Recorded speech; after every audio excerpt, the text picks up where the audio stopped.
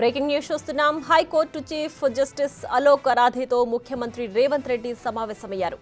మర్రి చెన్నారెడ్డి మానవ వనరుల అభివృద్ధి కేంద్రంలో జరిగిన భేటీ కొత్త హైకోర్టు ఏర్పాటుతో పాటు ఇతర కీలక అంశాలు చర్చించారు.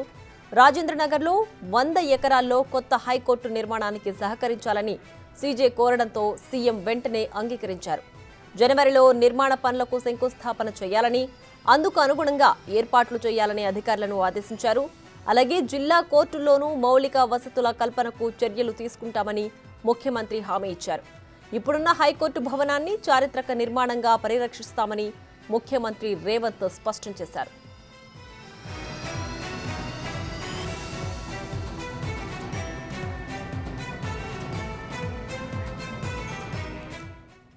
రైట్, ఇక ఇదే అంశానికి సంబంధించి మరింత సమాచారం మా ప్రతినిధి సాదిక్ ఫోన్ లైన్లో అందించడానికి సిద్ధంగా ఉన్నారు. రైట్ సాదిక్, చెప్పండి. Chief minister high court chief justice ని భేటీ అయ్యారు కదా, పూర్తి డీటెయిల్స్ ఏంటి?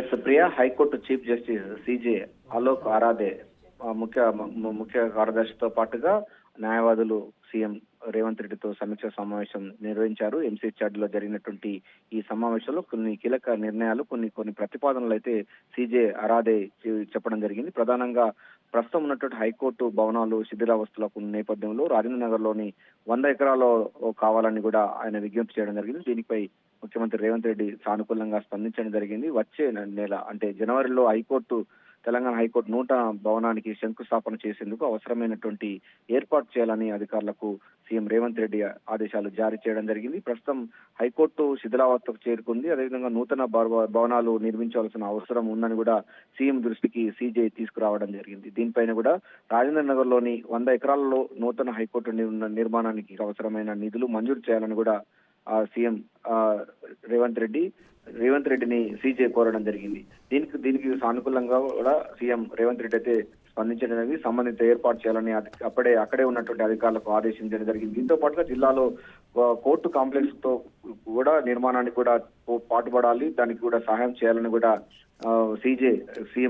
సీఎం రేవంత్ రెడ్డికి అయితే విజ్ఞప్తి చేయడం జరిగింది. దీనిపైన కూడా సానుకూలంగా వ్యక్తం చేయడం జరిగింది.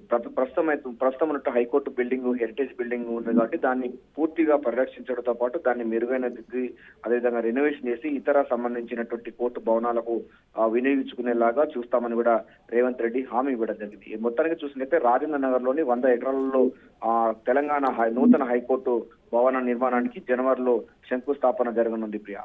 Right Sadiq, thanks for the updates.